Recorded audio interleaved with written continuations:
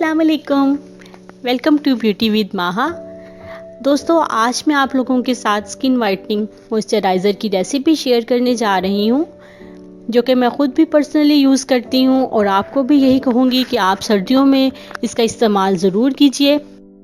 जिन दोस्तों ने अभी तक मेरा चैनल सब्सक्राइब नहीं किया, उनसे रिक्वेस्ट है कि वो मेरा चैनल सब्सक्राइब करें ताकि मेरी तमाम आने वाली वीडियोस को देख सकें।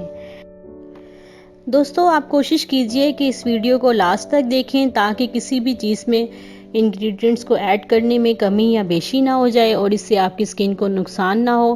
फिर भी अगर आपसे कोई चीज़ मिस हो जाए तो आप इसको वीडियो के लास्ट में आपको एक इंग्रेडिएंट कार्ड दिखाया जाएगा, आप उससे अपनी चीज़ों को नोट कर सकते हैं। चलते हैं आज के टॉपिक की तरफ और अब हम स्किन वाइटनिंग मॉइस्चराइज़र बनाते हैं। इसके लिए आपको चाहिए ग्लिसरीन 3 टेबलस्पून। ग्लिसरीन से आपकी स्किन बहुत अच्छी हो जाती है। ये मैं इसलिए इसमें यूज़ कर रही हूँ कि ये ग्लिसरीन की मदद से आपकी जो स्किन के डेड सेल्स हैं वो दोबारा एक्टिवेट हो जाते हैं और इसके अलावा ये आपके कम्प्लेक्शन को भी।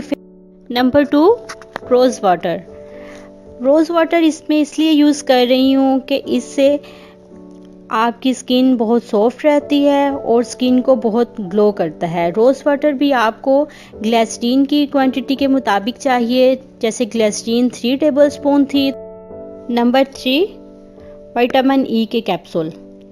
विटामिन ई कैप्सूल ये आपको तकरीबन 7 से 8 अदद चाहिए और इसमें मैं जो विटामिन ई का ऑयल यूज़ कर रही हूँ ये स्किन के लिए बहुत अच्छा है। इससे आपकी स्किन के जो रिंकल्स हैं वो ख़त्म होते हैं और आपकी स्किन को यंग दिखने में ये बहुत हेल्प करता है। Number 4, lemon juice. Lemon juice ये भी आपको 3 टेबलस्पून चाहिए। लेमन मैं इसमें इसलिए यूज़ कर रही हूँ कि लेमन के स्किन के लिए बहुत ज़्यादा फ़ायदे हैं। इसमें विटामिन सी होता है जो कि आपकी स्किन की ब्यूटी को इंक्रीज़ करता है और बहुत फ़ायदेमंद है। इन सब चीज़ों को आप मिक्स करके एक बोतल में स्टोर कर लें और इस मिक्सचर को रात को सोते वक्त आपने अपने हाथों पर लगाना। दोस्तों, अगर आपको मेरी ये वीडियो अच्छी लगी है तो मुझे फीडबैक ज़रूर दीजिए। मेरे चैनल को सब्सक्राइब कीजिए और वीडियो लाइक कीजिए। Thank you. अल्लाह हाफिज़।